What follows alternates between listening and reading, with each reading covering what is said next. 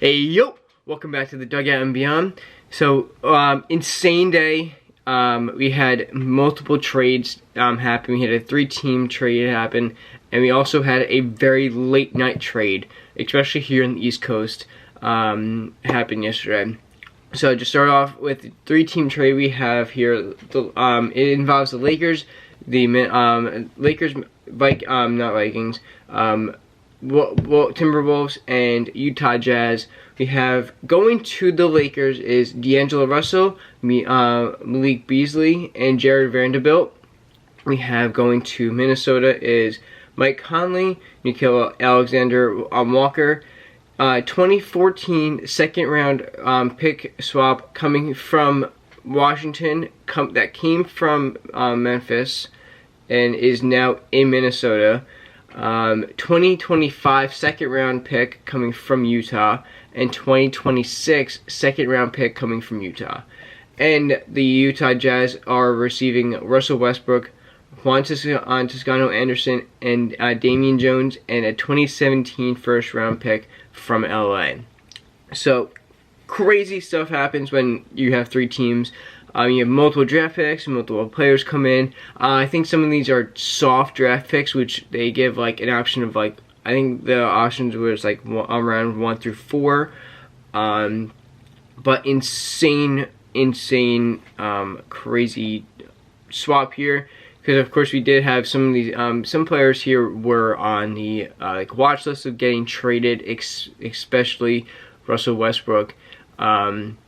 They're just, of course, we've been seeing this for about a year now, with just how we thought that this was going to work out for them.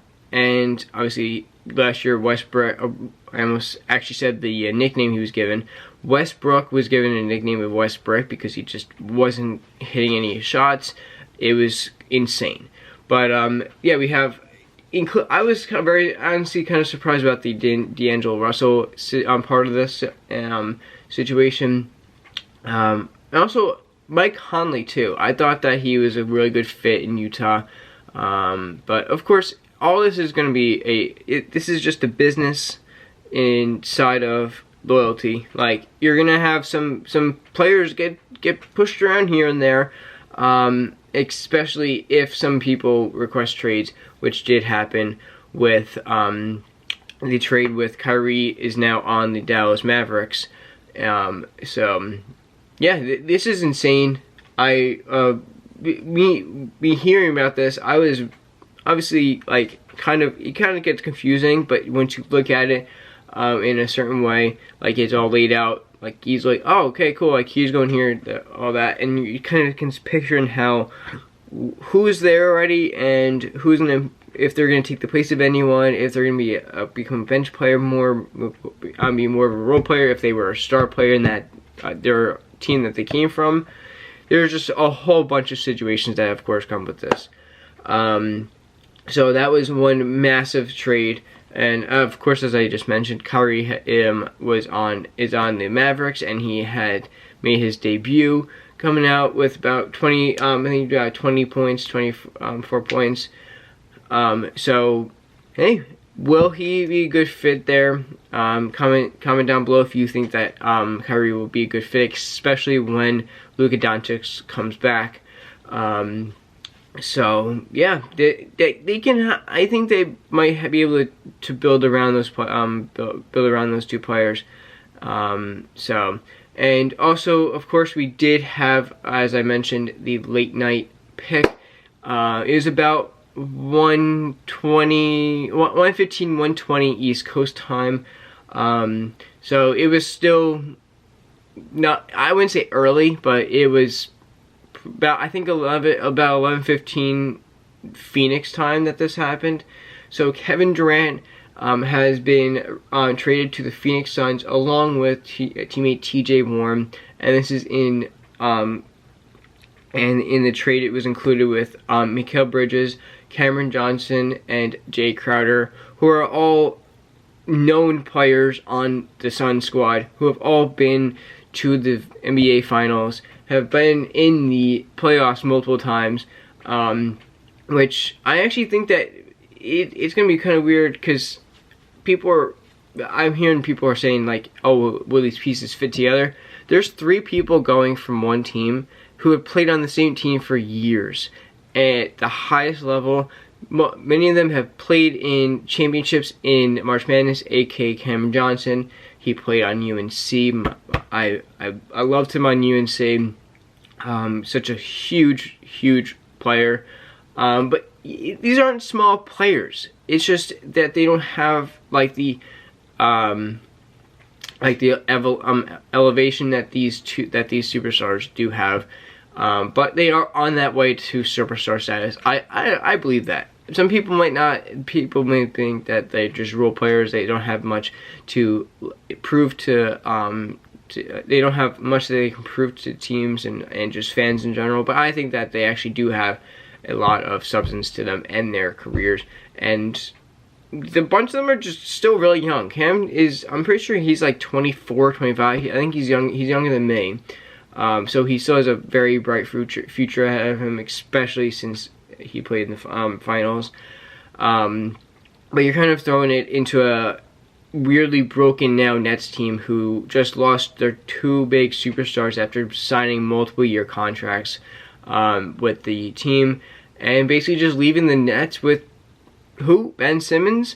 So Ben Simmons basically just woke up today with no one.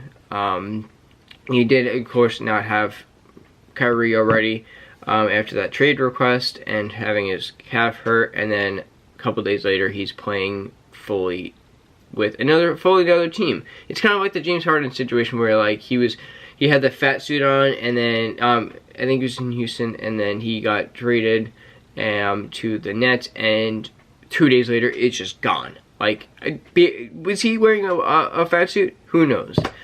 But yeah, so this is me crazy with the Suns now. The Suns actually went up in their odds to win the title to plus 500. So this was a major trade, and this was a breaking news, insane trade that happened. But so we have Devin Booker is basically back from injury now. You have Chris Paul. Also, they've both been dealing with injuries here and there.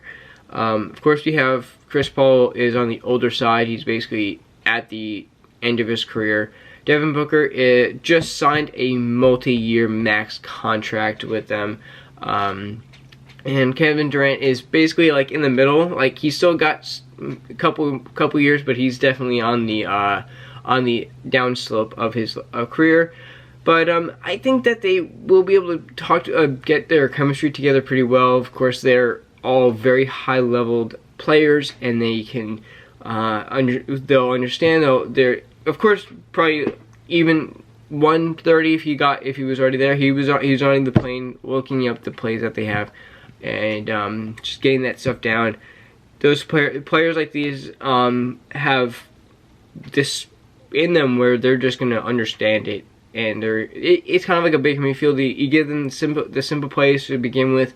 Just let them let it go. Let them use for like the first game or so their talent in general. Even though talent does not always beat hard work, let their talent at first work it out and see what they're good with and their chemistry and all that.